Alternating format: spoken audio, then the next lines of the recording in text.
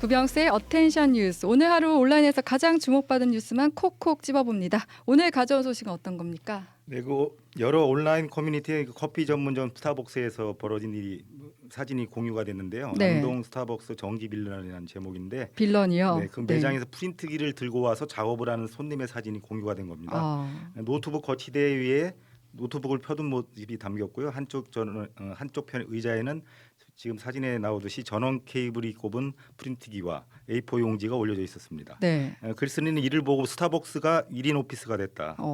오늘 아침 프린트기와 A4 용지를 들고 나타난 사람을 구경했다고 이렇게 글을 남겼는데요. 네. 누리꾼들은 중국이 아니고 한국이 맞냐 이런 반응을 보였고 또 선을 지켜라. 네. 조만간 칸막이까지 가져와서 치겠다는 등의 반응을 보였습니다. 네, 네.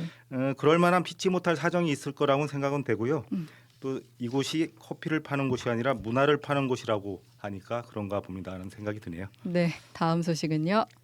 네, 오늘이 11월 22일인데요. 네. 오늘이 김치의 날입니다. 김치의 날이 지난 2020년 제정된 법정 기념일인데요. 네. 지금이 가장 김장하기 좋은 그쵸. 때고요. 네. 김치의 여러 재료가 하나하나 10일이 의미하는 게 하나하나고요. 22가지 이상의 효능을 낸다고 이런 상징적인 뜻을 담고 있다고 합니다. 그런데 지금 중국 SNS에 김치, 중국 등의 해시태그를 단 동영상들 그러니까 김치가 마치 자국 음식인 양 하는 영상을 만들어서 계속 퍼뜨리고 있다고 그 서경덕 그 성신여대 교수가 얘기를 하고 있는데요. 네. 이 같은 영상이 지금 뭐 다양한 곳에 퍼져 있어서 상당히 심각한 상황이라고 합니다. 그래서 중국의 누리꾼들이 다른 나라 문화도 존중할 줄 아는 법을 배워야 되겠다 이렇게 일침을 가했는데요. 네. 미국 CNN이 우리나라의 김치만두를 세계에서 가장 맛있는 만두 35가지 중에 하나로 소개한 적이 있어요. 만두를 우리 고유의 음식이라고 주장하면 중국이 어떻게 반응을 할지 궁금합니다. 네, 마지막 소식 전해주시죠. 네, 얼마 전에도 지난달인가요? 제가 한번 전해드린 적이 있는데 그 바나나 한 개가 뉴욕 경매에서 86억 원에 낙찰이 됐습니다. 네. 물론 과일이 아니고요.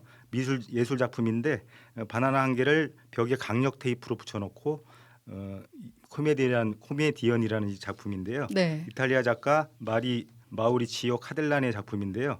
지난 20일 날 예상과는 다른 그 추정가 6배에 달하는 가격에 낙찰이 됐습니다. 네.